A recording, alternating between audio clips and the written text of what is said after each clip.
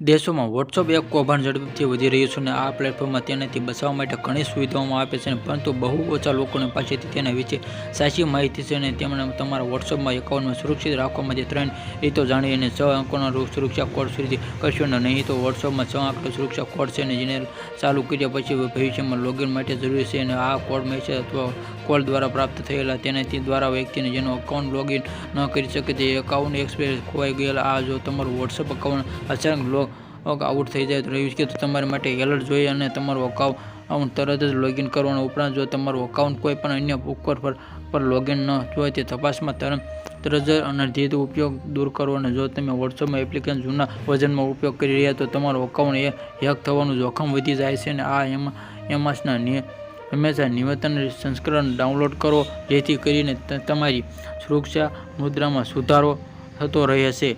Subscribe my channel. આવા જ video જોવા માટે જોડાઈ રહો અમારી ચેનલમાં.